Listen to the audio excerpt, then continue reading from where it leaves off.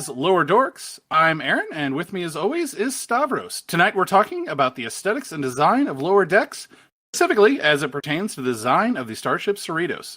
Joining us for this conversation is Thomas Marrone, lead starship designer for Star Trek Online, starship designer extraordinaire, and secret love child of Kalpana Chawla, and a time-displaced James T. Kirk.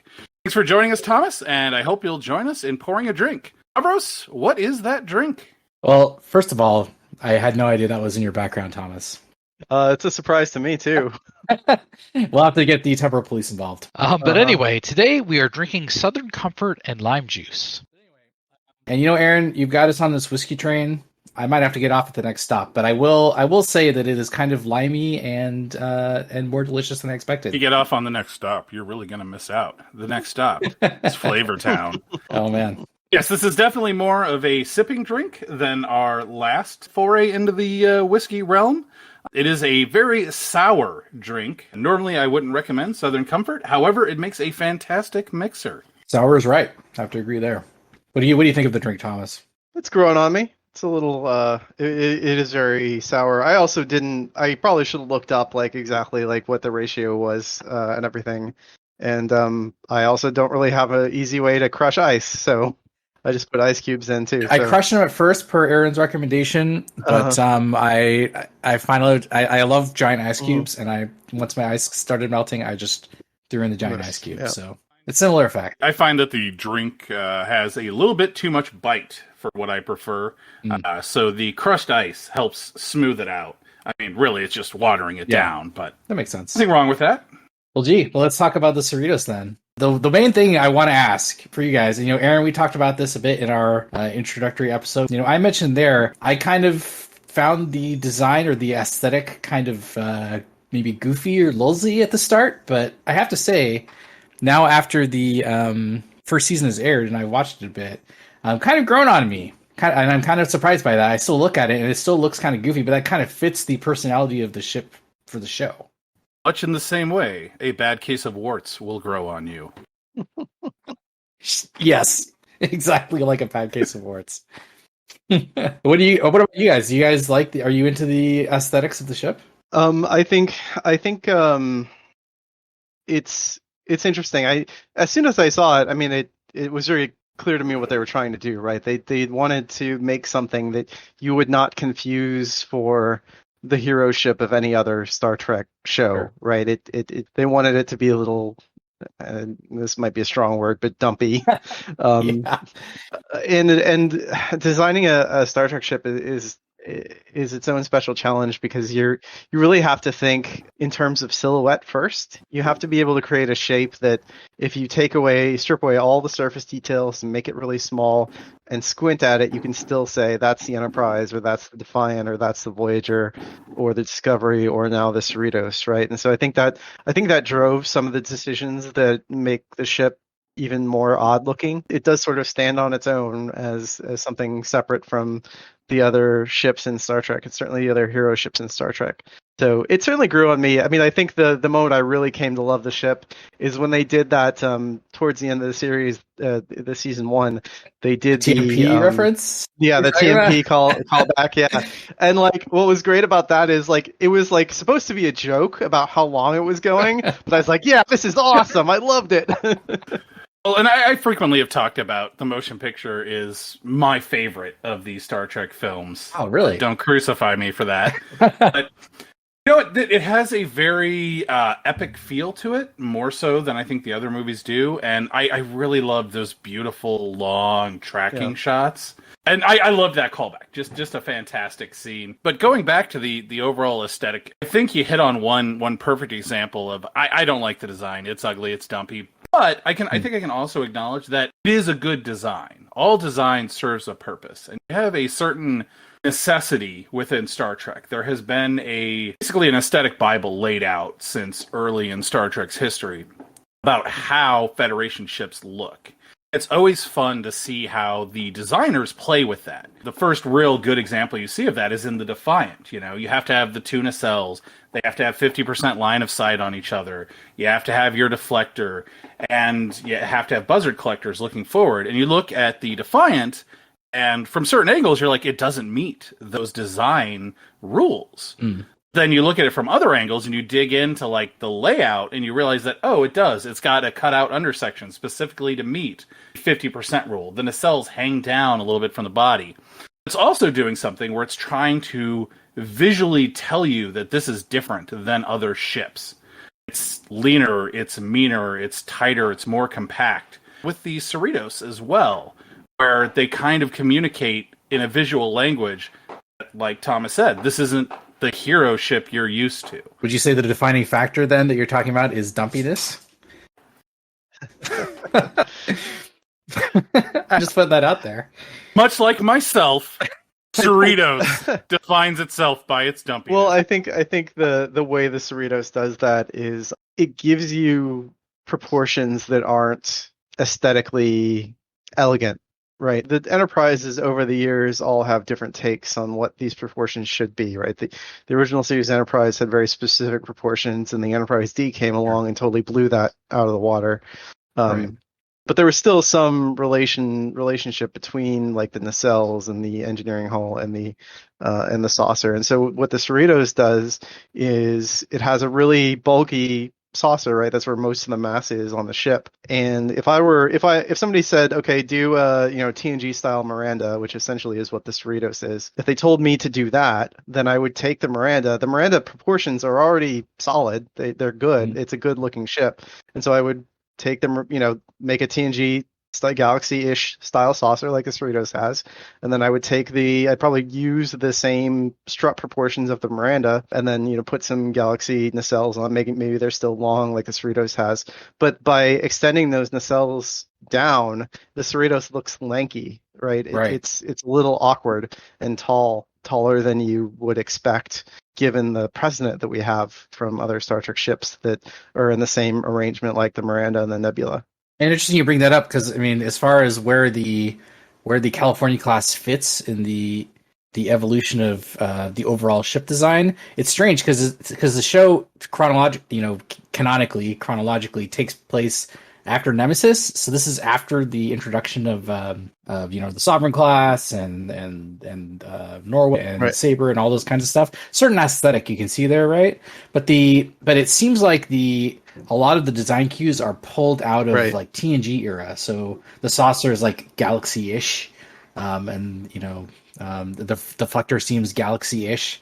So it's kind of, I don't know if they really mentioned in the show when the California class is actually rolled out, but they do say that there are some new ones. Yeah. But it's even if it is new, like, is this ship kind of more, I mean, canonically and production designy?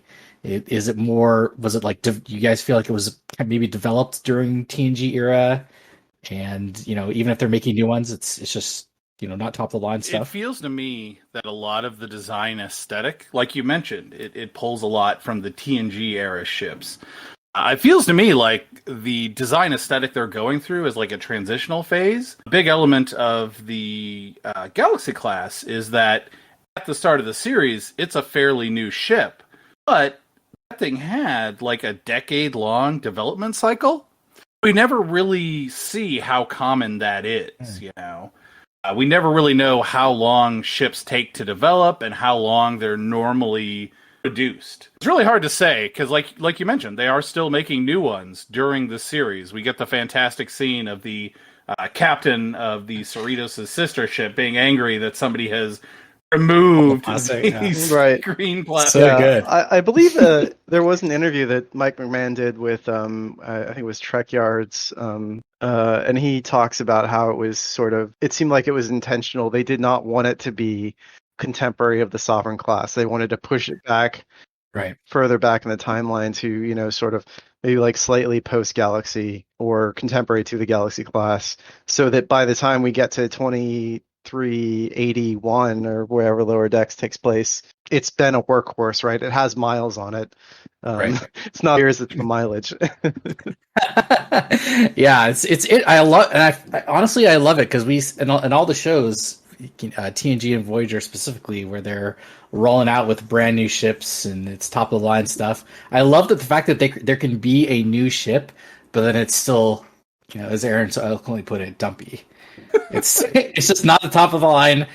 This is not the top of the line ship. It's not the top end tech. Even if it's new, it's not the best stuff. And I think again, it fits the personality of the show. It's something, honestly, one of the things I love about Lower Decks. I read a little bit of military science fiction, and that got me interested in a little bit of actual military science and history. And so one of the things a lot of people don't really think about when they, imagine spacefaring navies and space wars and things like that is how much of a problem logistics is, and how much of your tax dollars go, keep our ships gassed supply up, lines, and right? keep the sailors fed, supply lines and things. Totally. And so seeing the Cerritos and what they do on the Cerritos in Lower Decks is really cool to me, because it's like, okay, it's sort of like lifting the curtain back on like, what is Starfleet's logistics operation like, and what are the ships that, what are the tankers like, right. and the repair ships and tenders and all that stuff. It's like a crucial part of war and operating a giant space navy. And so I know that's not really the angle, that's not really what the show is about, but it's cool that they're like kind of giving us glimpse into that aspect of Star Trek. They must exist, right? We've just never seen them, because I would think it would be not that exciting. Building on that, the whole logistics and the background stuff that never really pops up in sci-fi. It does every once in a while. I remember a scene where there's like 2 maintenance guys in Babylon 5 who are, their whole job is to run this machine over the surfaces of the station. And none of them have any idea what it is. That sort of thing pops up in Andromeda. It was a common theme of them trying to keep the ship working with a minimal crew. I really like that they do delve into that, because you never really see the routine maintenance in Star Trek. I think a part of that is they're probably at a level of super tech where stuff just doesn't wear out as much. It doesn't require as much maintenance. Right. And they actually even kind of hint at that, where they talk about when they are Tandy and Rutherford are being transferred to the Vancouver. Right. And they realize it's really boring. They like, having all these challenges maintenance-wise, and they talk about the Cerritos not being the top of the line ship and not being the newest ship, and so it requires more maintenance. And that to me was just a real fantastic look into the whole background universe of Star Trek. And it's really fascinating to kind of wonder about that, because that's the truth of any type of machine. The longer it's in service, the more maintenance it requires. So how does that translate to these, super tech starships? Yeah, good point. They don't. You got to wonder, do they all have the Discovery little maintenance spots that do all the hard work? You haven't really seen them in the show. Riker says ships clean up after themselves. I don't know. I've seen Rutherford in a lot of tubes. I feel like they don't got those fancy maintenance spots. I do kind of wonder how much of that, though, is just like routine checks, where they're constantly just making sure everything's in tip-top shape. Because even though it's unlikely that something's broken down, it's entirely possible. Totally. Yeah. You don't want to find out when you're at the end of a disruptor. Probably not. Let's talk more details. I want to talk about the MSD, the Master Systems Display. And this is something that the internet loves. I'm sure, Thomas, you've made a few in your time, I think, right? I've worked on some. I think I ended up not having time to do it. I have a good friend, Tim Davies, who did a lot of MSDs for us at Cryptic and Perfect World. It's always fun to take a look at those and put them in the game. Yeah, totally. But I know they pretty explicitly show an MSD from the Cerritos in one of the early episodes, and I'm pretty sure that there have been some fan-made ones online. But it's pretty neat to see one so early. But it's also kind of fun because people on the internet love to nitpick stuff like this. And one of the things that's got the internet bent out of shape is they don't like the fact that engineering is in the pod, and you have to take the turbo lift down the struts and along the nacelle tubes to get to the. I don't know if you really want to call it a drive section. It's basically just a pod in between the two nacelles. I don't know. Do you guys have feedback on that? Do you guys care about this turbo lift shafts running at a slant? How can you do that with a turbo lift? Well, I mean, so. I think there have been a couple interviews where Mike McMahon has talked about this, and I don't remember what he said verbatim, but I got an impression that they thought about it quite a bit, and the general idea is that the Cerritos is, and you see the warp core, right? It's a giant warp core, even it's like much huge. larger than Enterprise D's warp core, and so I think he said that, the Cerritos actually generates way, way more power than it needs. And that's because it's meant to go, help establish other colonies or get, jumpstart star bases and all crazy sorts of stuff that they need tremendous amounts of power to do. And so if you have a warp core like that, then presumably it's always running hot. It's going to require more servicing. It might require to even be swapped out.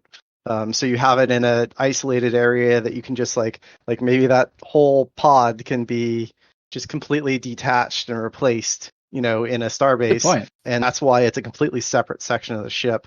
And, and it's good to do that if you have a scenario where, with the Enterprise D, if you wanted to do that, then the whole, essentially you're like grounding the whole ship for weeks or months or however long it takes to refit the end, the drive section. Like that is the ship, right?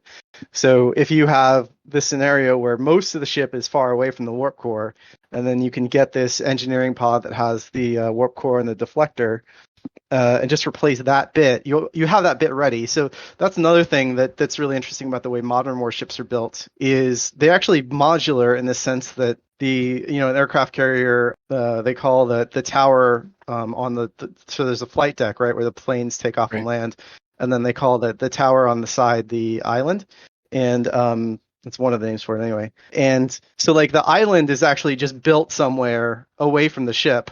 And then and maybe it's built in pieces or maybe it's built as one giant thing, depending. But they build it and then they, take the parts, pack them up, ship them to the shipyard where the ship is being put together, and then they'll drop the island onto the ship when it's ready.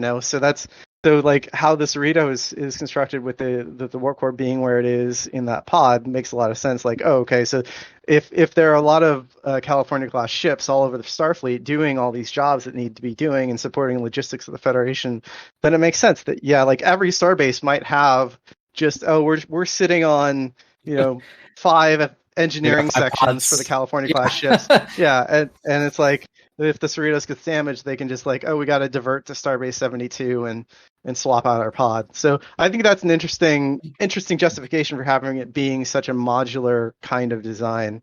Interesting. So Aaron, what is your issue with it then? You don't want to have to take a turbo lift to engineering? No, it's just the logistics of day-to-day life on board the ship. Right. I don't really actually have a problem with that modularity concept. I remember TNG when it first aired and the disconnecting of the saucer section. It was just such a cool idea and it made so much sense. But then there's also that truth, that, if you can build modularly like this, why can't you create saucers that are specialized for being the basis for a deep space station or being specialized for being a battle section, And I think the Cerritos, if that's the logic behind it, it kind of makes sense. It's still such a long journey. Like, you couldn't have just attached it to a neck or something. You want to see a neck? It needs a neck? Well, just move it slightly closer and have a neck on there. Come on. I'll make you go all the way to the edge of the saucer, all the way down through the engines. At least we know, for a lot of people on the internet are like, you can't go through the engines, but we've seen the inside of a nacelle tube. Right. We know that you totally can. Yeah. It's fine. And everyone takes turbo lifts everywhere anyway. Yeah. Maybe what we need is someone in the show to be on the bridge, and then they have to go to engineering, and they're like, damn it, this is going to take a year to get there. Just some kind of acknowledgement. Well, yeah, so the windows on the Cerritos are actually not really great, not really scaled well. They don't actually represent the Cerritos. My understanding is actually a very small ship. It is only slightly bigger than a Miranda. It's 330 meters long or something. What's a galaxy for comparison? 642, okay. I think. Yeah, it's pretty small, right? Yeah, so pretty small. So in terms of getting places, the turbolift time, the turbolift distance might not actually be any longer than it takes Geordi to get from the bridge of the Enterprise to engineering. That's true. Right? I could see that.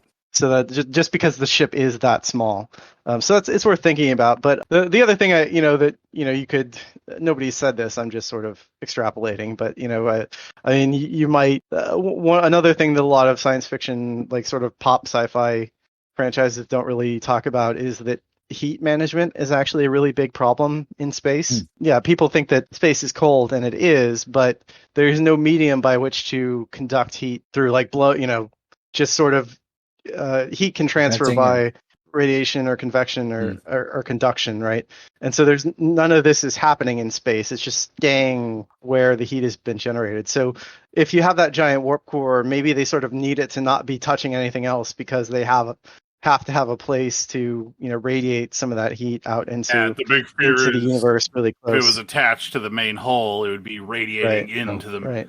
I can see that. Yeah. And I mean, the reality is, I've always kind of gotten the impression that all of the turbolifts are one giant network connected together in Star Trek. Right. Yeah. So it really doesn't matter where it's placed. Travel time is never going to be that long. Right. I just like to be contrary. You're not alone. There are a lot of people that have taken beef with that.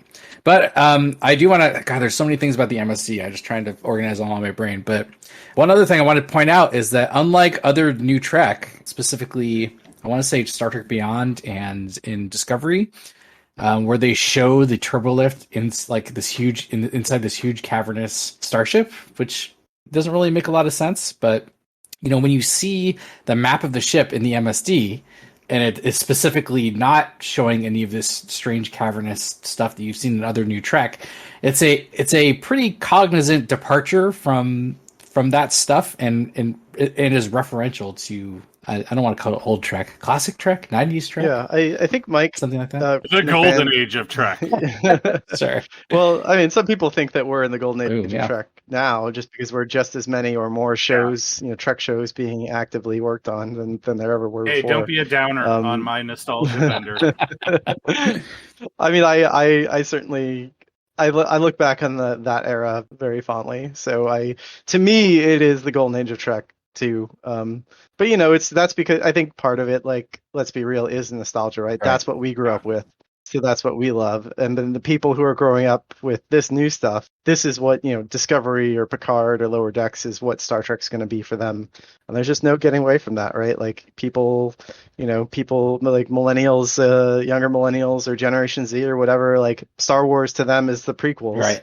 And that's just how the if you don't go looking for it, you won't realize that there was a lot of pushback on TNG when it aired. Yeah, totally. I mean, everyone hates the new Star Trek. That's just how, just the universal That's how the fandom works. And then in 2040, people will look back and be like, "Wow, Picard was such a great show." I don't know. But to answer your question, I do think it's interesting. I mean, I think that there is conscious effort by the production team on Lower Decks in pretty much every way to make it feel inspired by the era of Trek that we grew up with, right? Like that is a goal. That is the goal for them. Sure. Whereas, I think the goal for Discovery and Picard is more like, let's redefine Star Trek in the era of prestige TV, and we're going to rub our, not to be pejorative, but we're going to rub our own stink on it, right? So Lower Decks is weaponizing nostalgia in a way that Picard and Discovery don't want to. That's not what they're trying to do. Right. But I do think they did hire, or are going to hire. McMahon said something about like bringing the Akutas in to help with the MSD and figure out a lot of the stats and stuff for the ship. So I hope that means that might do like a Lower Decks tech manual at some point. That'd be super cool. That'd be sweet. By the way, that's pure speculation. Nothing. I don't know about any of that as part of my conjecture. I think it's an inevitability. Star Trek and its tie-ins, tie-in merchandising is an inevitability. We'll see something eventually. Yes, give it to me. There's money to be made. Though, going back to the big open spaces that you see in New Trek a lot, I am less averse to that concept, except for the way they're always portrayed. And that is that big open spaces kind of make sense if you're going for modularity. Now, you've got space to just drop in modules with specific scientific facilities or, extra cargo for long-term missions or anything you might need for resupplying or supporting any sort of endeavor you're engaged in. The problem is, whenever they portray these things, they're all run through with all these, turbo lift shafts and, Right. all these things running with this way and that way. And you're like, how are you going to fit anything in there? It's going to be blocked by all these rails and lines and scaffolding. Yeah, not the problem in here in this show, at least. It's interesting because I think there's that. I think it's just the sheer volume of the spaces they depict don't match with the size of the ship, even though the Discovery is a giant ship. Yes. It's much bigger than you'd expect from a ship of its era, but still, the size that they show, it does not match at all with how big the ship is in reality. It's definitely a TARDIS style. Yeah. Space Maybe they use compression. tech like that, we don't know. Right. One of those moments where somebody was like, I want to create this visual. Right. And they did it, but there was no stopping to consider, does this visual make sense in context? Right. Yeah, or they did, and whoever brought that up, lost the argument, because that certainly happens. Yeah, the director was like, "Who cares?" Right. Rule of cool wins the day. That's right. But I do want to say, if you guys are familiar with The Expanse, they're early on in the show. They actually wind up on a Martian ship, and they're walking around inside, and the ship is actually kind of like the Discovery, where it's actually pretty wide open on the inside, and you see little modules connected together, but it's a lot of empty space, and the inside is actually vacuum. And The Expanse is actually pretty highly praised for being a very scientifically accurate or adjacent show, as much as you can get in a modern popular sci-fi TV series. But the interesting thing about building a ship like that, where a lot of it is empty, is that essentially the empty space can be part of your armor, because if there's nothing inside the ship to hit, then even if if a phaser hits you and goes through the ship, it's not going to actually damage anything, right? There's nothing there. And if your ship is just completely like a cruise ship with layered decks and it completely packed tight full of stuff, then when a phaser or torpedo hits your ship and starts blowing up things, and things start vaporizing, all that energy expands outward from whatever it hit, then you're just going to suffer a lot more damage, right? Because it's just like suddenly the ship, the matter inside your ship turns to energy and starts exploding, causing damage and killing people, right? But otherwise, like if it hits a thing and it just kind of goes through your ship and only hits literally empty space vacuum, then it doesn't matter that you got hit. You didn't actually suffer any damage. So I think that is something that I think you could do that in a thoughtful way and show the innards of a ship like that in a thoughtful way if you really think about it and want to make a case for it through your dialogue or world building or whatever. But that's not really what they did there. So, and it certainly runs contrary to what we see on Lower Decks with the Cerritos and TNG and Voyager and everything else. Yep. It is also a point that the Cerritos is also a much smaller ship. Yep. Yeah. There's a lot of empty space in the Cerritos. It's between the engines and the saucer section. Right. Okay, well, something else I wanted to point out, actually, regarding the MSD. So I don't know if you guys have seen this necessarily, but they published a set of blueprints for the Galaxy class. Do you guys have a copy of that? It must have been in the 90s. Mm-hmm. But the cool thing about it is they showed every single deck and every single component of the ship. And one thing you'll notice that they make a joke about in Lower Decks is the sheer volume of, quote, ops rooms. Right. And I think even Boimler makes it like, well, there's that ops and cetacean ops and this and that.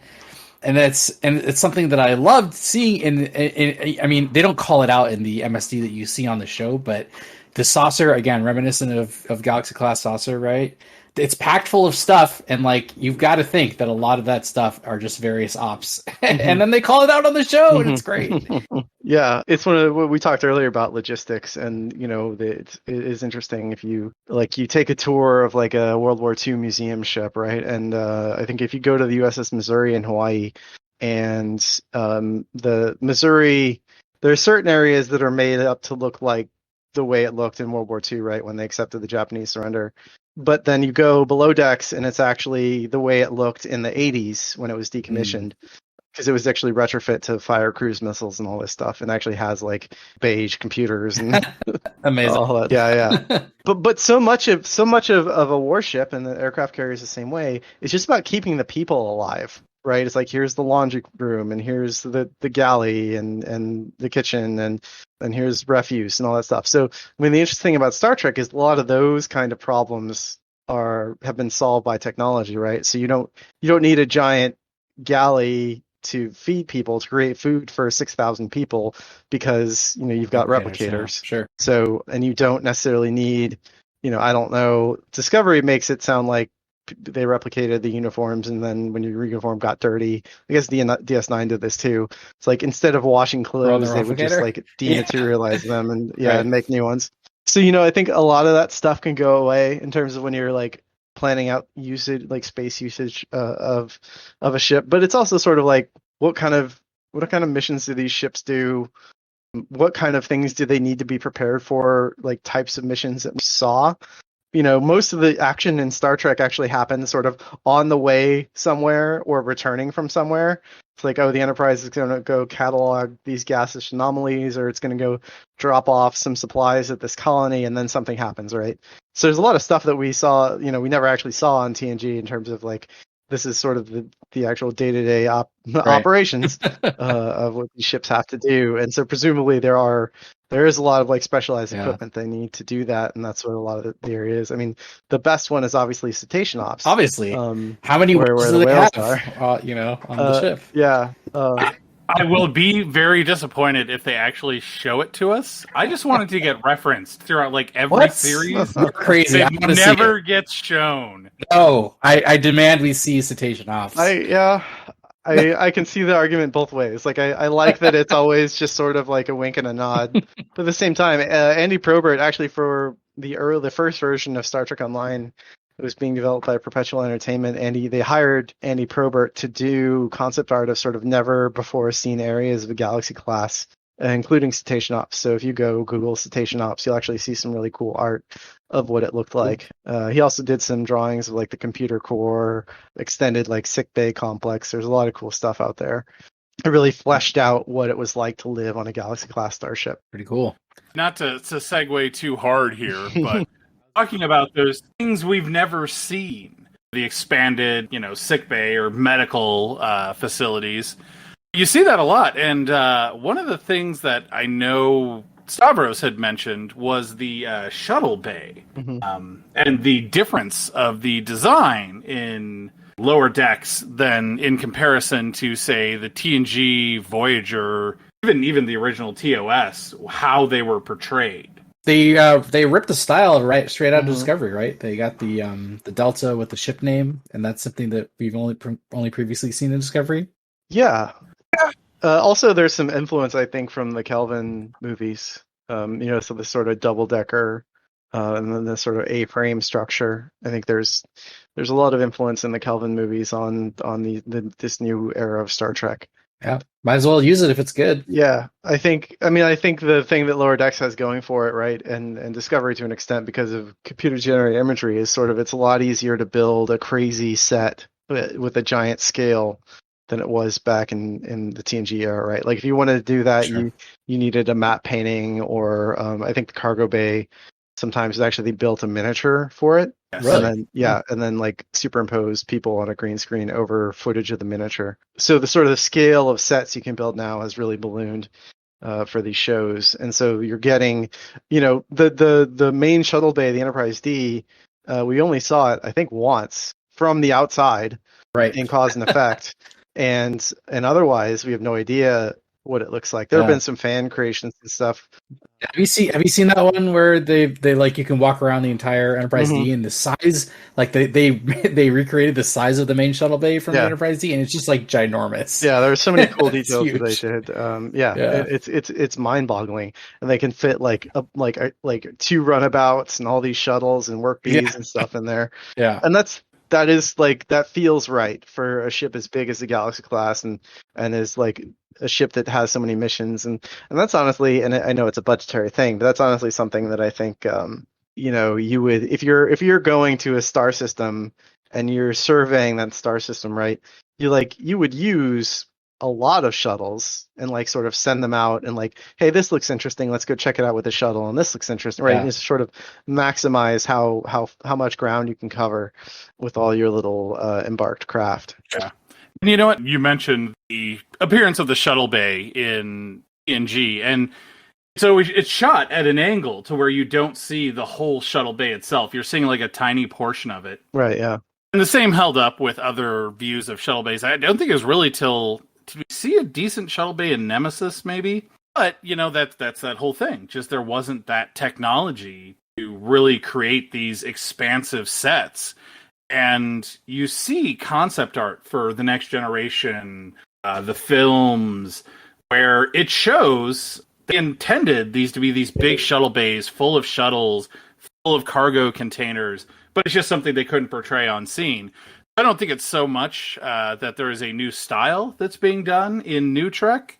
I think it's just that they have the opportunity to make these fantastic sweeping images. Yeah.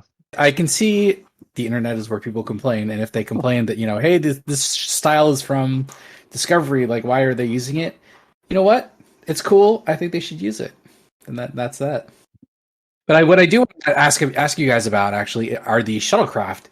And, since we're on the shuttle bay anyway, so they have these, per memory alpha, they're called Type 6A shuttlecraft.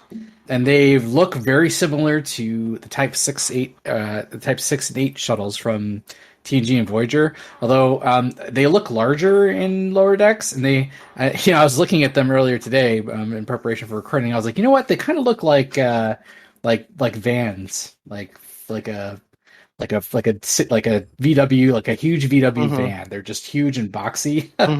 But do you guys like those? Or, I mean, they could have easily just copied the Type 6 shuttle. I mean, it's close enough to that timeline, but no, they decided to make these larger ones instead. Did they have to do that? Are these better? Do you like them? I do wonder what the impetus for the change was. Maybe just because they could. They had to make them in animation anyway. I'm not sure. Well, they have. I think you do see a Type 6 in the background, like when they go to that one planet where Boimler, Boimler and oh god, they're taking Mariner. the Klingon ambassador, Mariner. Yes, yeah, yes, they're yes. taking the Klingon Mariner and ambassador. Boimler. Yeah.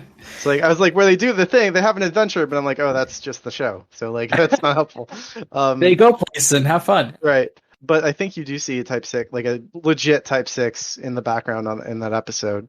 Interesting. And so I think it definitely is. It's just like the uniforms, right? They, everybody else in Starfleet, or at least the Titan, is wearing the first contact uniforms.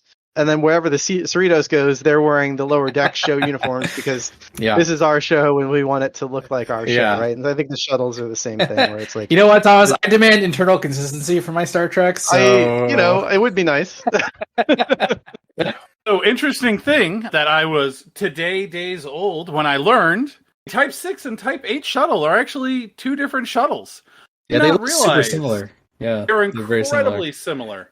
Yeah, one was Voyager and one's TNG. That might be the only difference. Oh, there's some style changes. Yeah, there's some minor differences. The Type 8 has some more. I mean, it's clearly the same prop, right? Like they just added the little struts. Right. They added Sternbach style, runabout style warp struts, and changed the nacelle to be more like it's the same thing. It's exactly what we just talked about, right? Like you look at the nacelles on the Type 8. And you see those are the nacelles from the Voyager, right? And so they redesigned the shuttle to be like, this is what Voyager shuttles look like, because this is Voyager. And honestly, like I think it's impressive that they decided to, when the first contact uniforms came out, that they decided to like, okay, well, we should have everybody on DS9 start to wear these now. Like they could have just said, fuck it.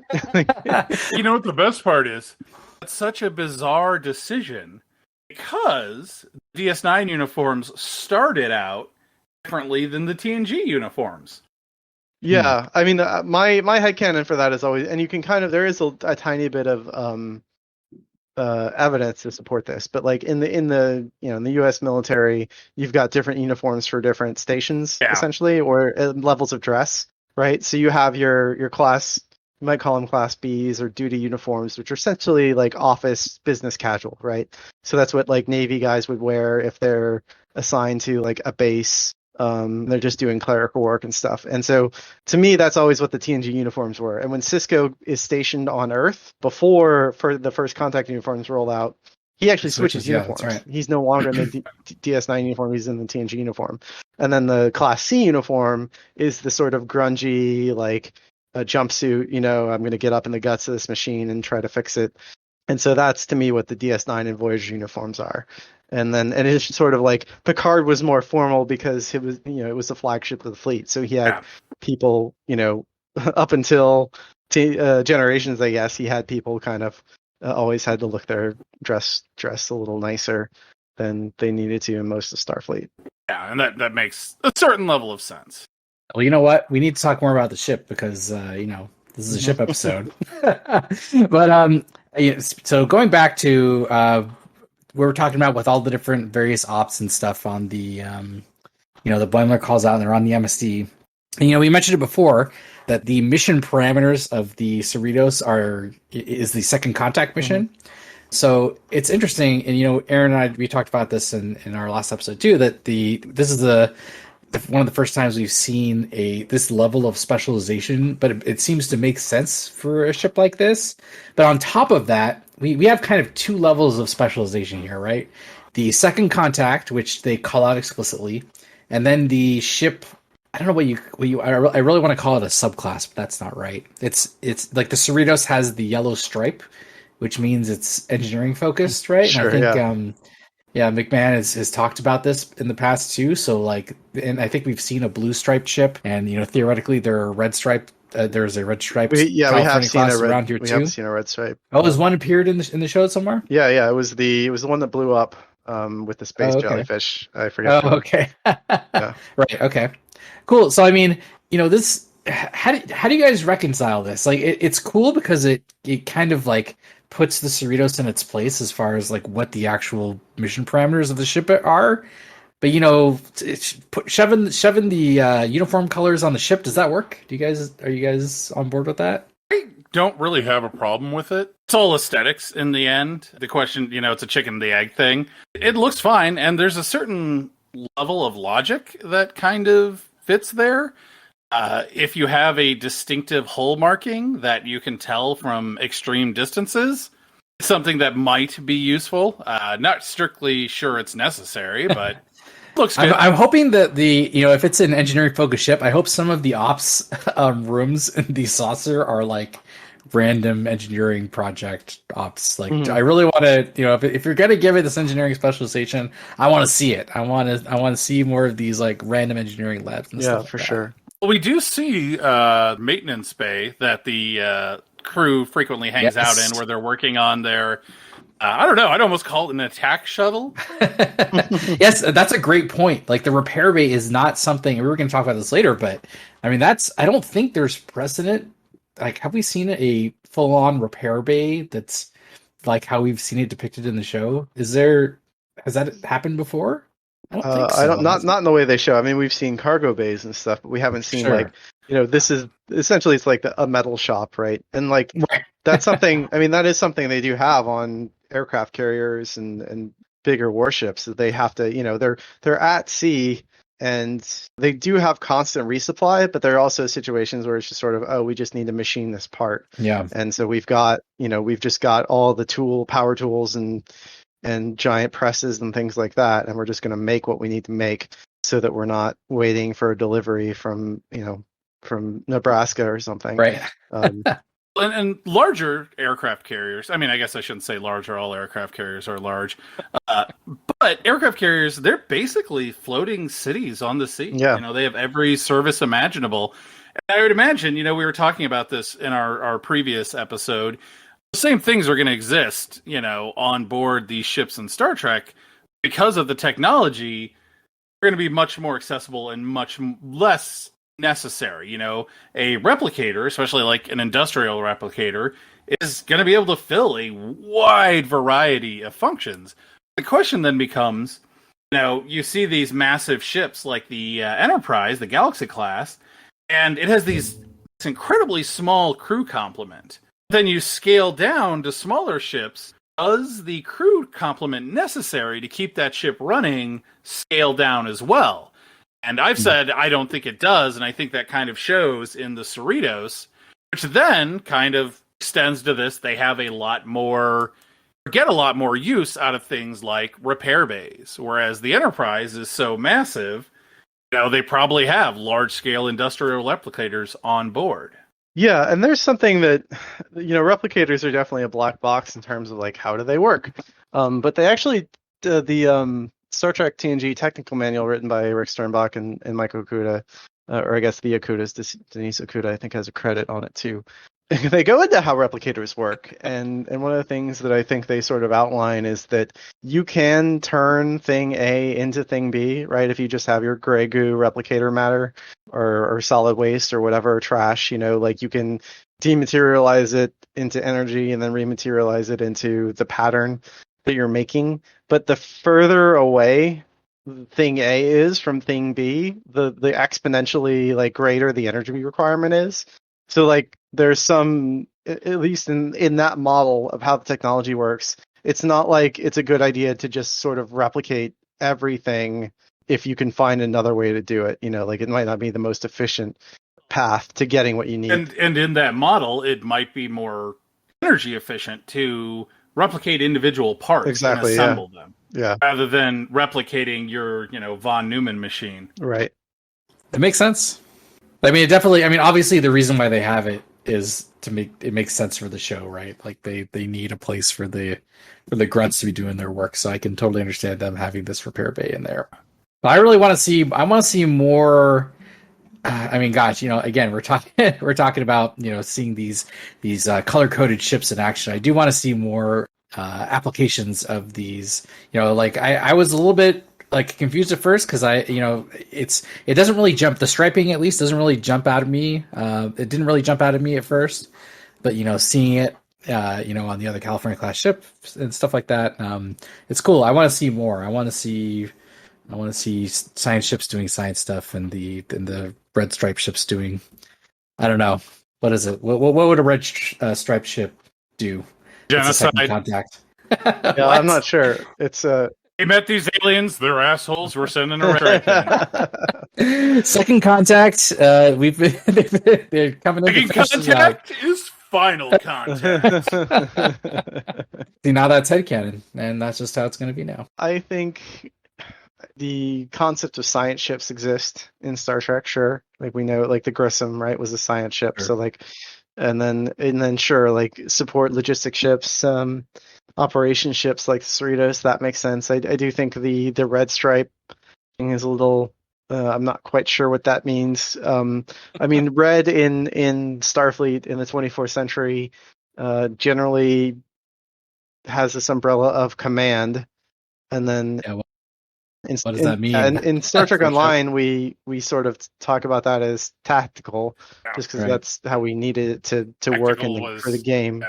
Yeah. So, I mean, if you wanted to separate operations from logistics in that way and say that red stripe ships are command in the sense that they are almost like AWACS style ships, right? Where they're keeping, they have big long range sensors and really powerful communications arrays, and they can sort of coordinate what's going on in the sector and they know sort of this is where everybody is, this is what they're doing, and if they get orders from the admiral, hey, we need to reroute this ship to do this, like it goes through that ship that's out there on the in the field, as it were. That actually kind of makes sense. I mean, basically a command and control ship. Right. Yeah. Exactly. It acts as basically a mobile starbase. Which you need those if they're like if the California. Did they say explicitly that the California class is a second contact situation, or is it just the Cerritos that is the second? I think it's just the Cerritos. Yeah, that was my impression too. Okay. Yeah, I mean, that case, it's an interesting quirk of the show that not only, like you said, Thomas, there are science ships and tactical ships. I almost said escort because that's the STO term, but it's got to be modularity. Yeah, it's got to be like what we've been talking about, like pop in a science pod for the science ship, or I don't know. Oh, That's just what it's got to be. It's entirely possible the ship is just designed with a large number of operations rooms that, when they are preparing the ship for its mission, they customize those rooms to whatever the mission of that particular ship is. So the Cerritos might have extra lounges, might have extra cargo bays, that sort of thing, because they're on a diplomatic mission. Yeah. Yeah. The only couple things left to talk about. Well, one thing I do want to mention, because it's explicitly shown in Lower Decks, but not in any other Star Trek show, yet another area, is the residential hallways, the corridors with the bunks in them. I think in every other Star Trek show, even ensigns on TNG, I can think of times where even ensigns have had their own like huge rooms, but here they're kind of crammed into the residential hallway rooms. And Thomas, you probably have more experience than I do, but when I've toured like the old submarines and stuff like that, this is what I thought of immediately, was just the bunks that are strapped to the wall. In the other way, there's only one hallway in there, and they've got to sleep somewhere, so it's got to be in the hallways. Obviously, this is supposed to be a show about people in the lower decks, so it fits that theme, but as far as the canon goes, is there precedent for this? I don't in think Star Trek so. 6, you see on the Enterprise A and the Excelsior too, I think, you see rooms where people are bunking together. It's definitely a callback to, I mean, a lot of people who served in the Navy in World War II, right? They had really tight quarters, and the reason is because when you design warships, like modern warships or warships going back, I mean, all the way back to like sailing, Horatio Hornblower, it's a fictional one, but Horatio, tall ships. Essentially, you built the warship and you're like, okay, here's where the guns go. And then you just sort of like put the beds in the spaces around all the extra important spots. stuff. Yeah. Yeah. I don't really know what like the Zumwalt class is one of the newest classes of warships in the U.S. Navy, so I don't know what their bunking situation is. I do know that automation on like the Zumwalt and the Ford class. The Ford class is our new class of supercarrier. Yeah, that's the Nimitz replacement, right? Yeah, and I know automation is, or at least they require less crew than ships of similar tonnage have in the past. But essentially, like the point is that like those ships and sort of the inspiration of what Star Trek 6 was referring to and what Lower Decks is referring to is the idea that like the ship is just so crammed with all the stuff you need to make it go and all the supplies you need and all the machinery and everything that just sort of like people have cramped, there's not much room left for your actual crew. I think by the time you get to the Enterprise D and Voyager, that doesn't make a whole lot of sense anymore because the ships are so big that there's no reason for anybody on the Enterprise D, for example, to not have their own room. Like, even if it's just a 400 square foot studio apartment, essentially, the ship only has 1,000 people in it. And so much of the ship's internal volume is designed to be people space that it's not that, you don't have the same challenge that ship designers did in the past. I feel like that should be true for the Cerritos. I don't know if they've ever said how many people are on the crew. If you say, even if you say like it's the same crew complement as the Enterprise D, which is like over 1,000 people, but in a much smaller, a ship that's half as long and half as tall, I still feel like you could have really tiny, essentially like train car type cabins or something. So I think it's a concession to, they want the drama, right? They want the scenes of everybody like giving each other crap, when they go to bed and people walking around in towels. I mean, either that or they are making a point to say that the Cerritos is full, just so cram-packed full of machinery and stuff. And it just has so much, requires so much cargo space to carry all these specialized tools around that really this is what we have to do. But then they say that they have a preschool and a racquetball court and all this other stuff, like so like, I feel like the crew would have voted to get rid of the racquetball court if it meant that everybody had their own bunk. Yeah, I don't know. So there's actually a more in the timeline reference that is much closer to the era that Lower Decks is taking place in, 4 bunks on board a ship. And that's the Defiant. Yeah, that's true. Oh, yes. Now, albeit they had bunk rooms rather than bunking in the hallway, but you can potentially then draw a parallel where the Defiant is a small specialized ship, the Cerritos is a small specialized ship. Yeah. With squash courts. Now, and you say that. preschools. I don't know about the preschool. That don't make no sense. But the squash court actually does. If a part of their mission is to introduce alien culture and vice versa. I feel like we're executing some mental gymnastics. Yeah, maybe make squash that make is like the 24th century version of football or something. Well, and it's entirely possible it's just, a versatile court, not necessarily. They just call it out because that's how it's being used at the time. Are we sure it's not on the holodeck? I guess. I don't know why all their recreational facilities wouldn't be on the holodeck. I mean, in Voyager, they established that holodeck power is completely separate from the rest of the ship's power and completely ignored. Yeah, that doesn't make a whole lot of sense anyway. Yeah. The holodeck is that's another thing that you think you know how it works, and then you go read the tech manual.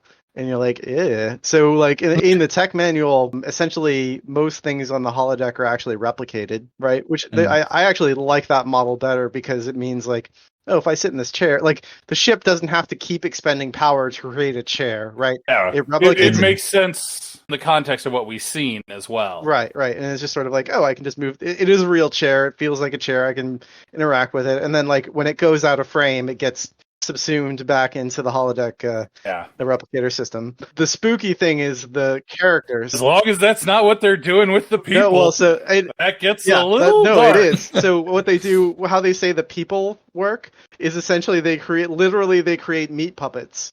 Where it's like it creates a humanoid character using sort of like fake tissue and then microscopic tractor beams.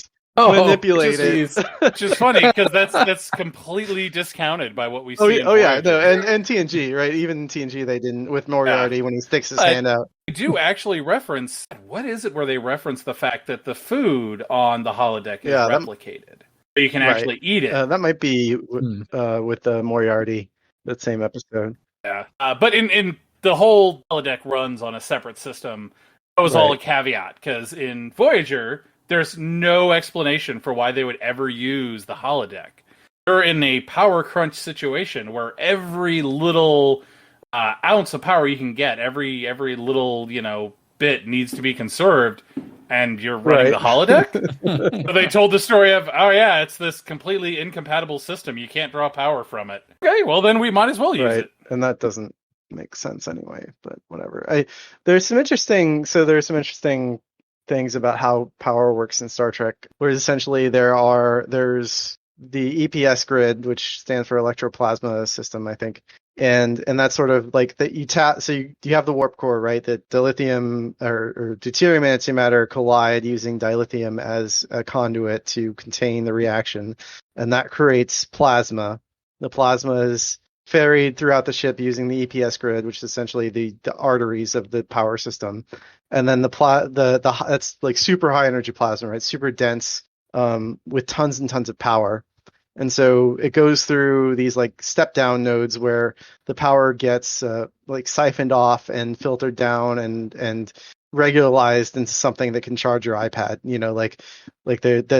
But it's it's sort of like the difference between like the actual like energy that you get from the steam turbines in the nuclear power plant versus what actually gets into your home. And so like there is some things there of and actually in TNG episode Disaster, the Enterprise is stranded, it hits a cosmic filament or something, and they don't have any power on the bridge, and so Ro taps into the EPS grid to power a bridge console, and O'Brien yells at her because he's like, if that thing blows up, there's so much power running through that conduit that, if it blows up, we're all dead, and so. This is why, again, you'd think. Why please install. It's interesting you talk about all that, as far as the EPS conduits go, and you think about the Cerritos ship design, all the main juice is going to the engines before it gets to the rest of the ship.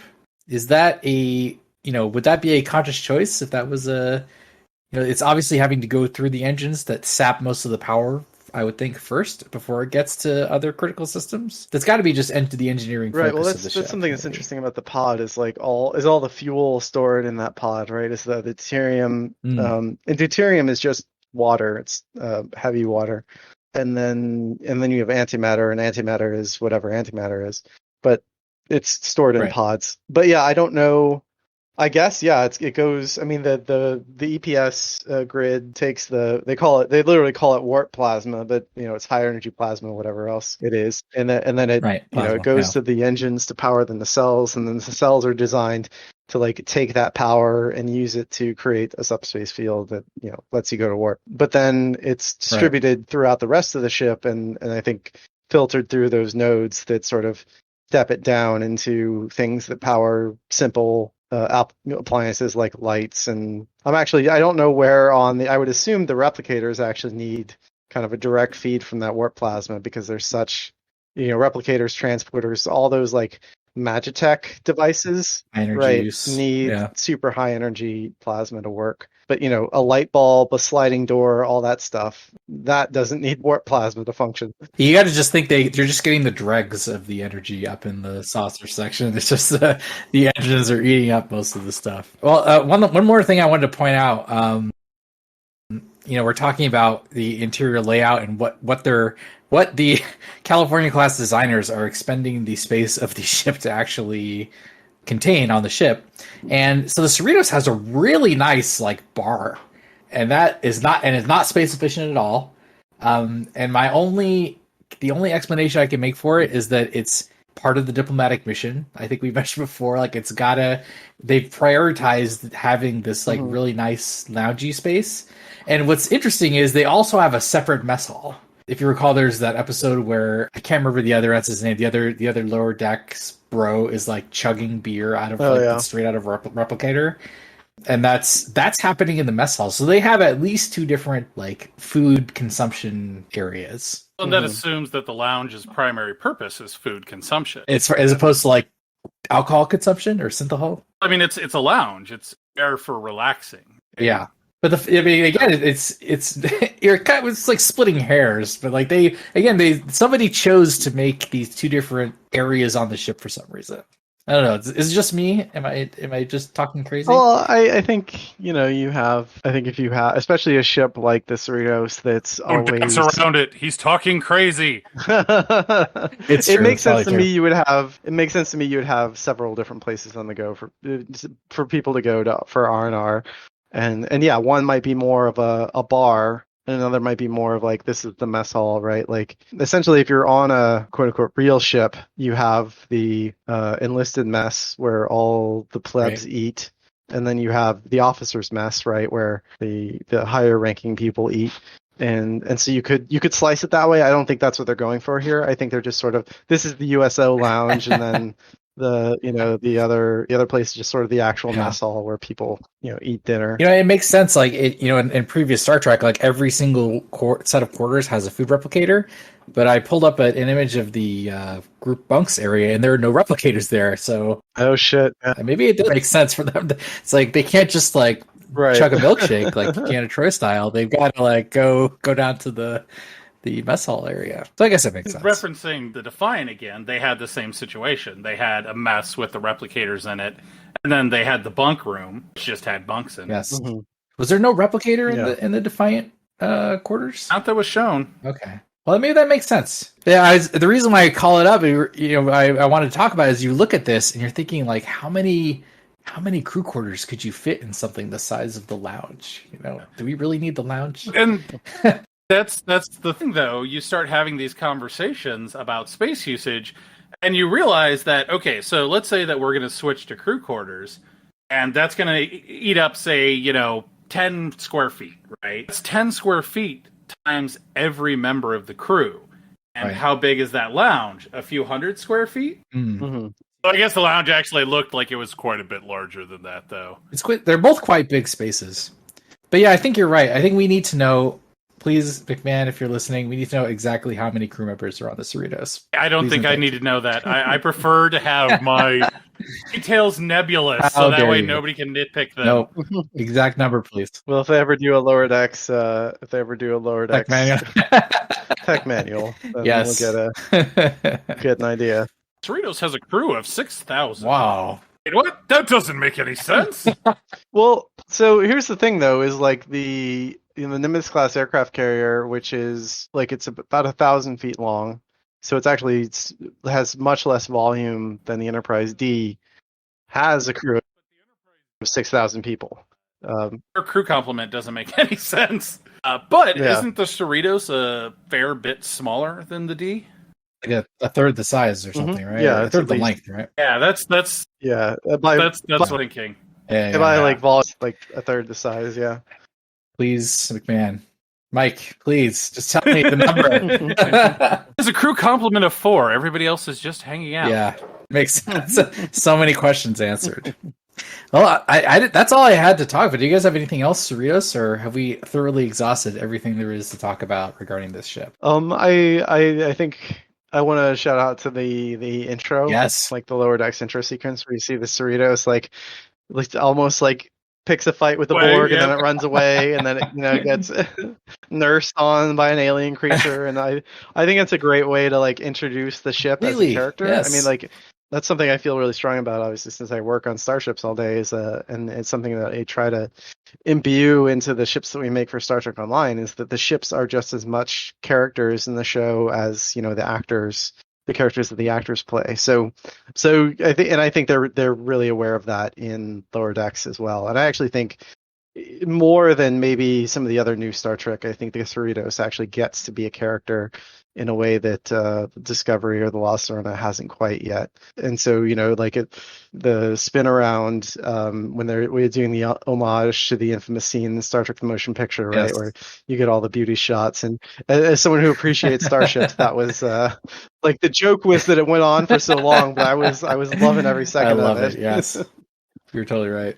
That is something that I have noticed about, especially Discovery. Like, usually it takes a little bit to get there, but eventually, like you said, the ship becomes a character, right? And you can see it in the way that the crew talk about the ship.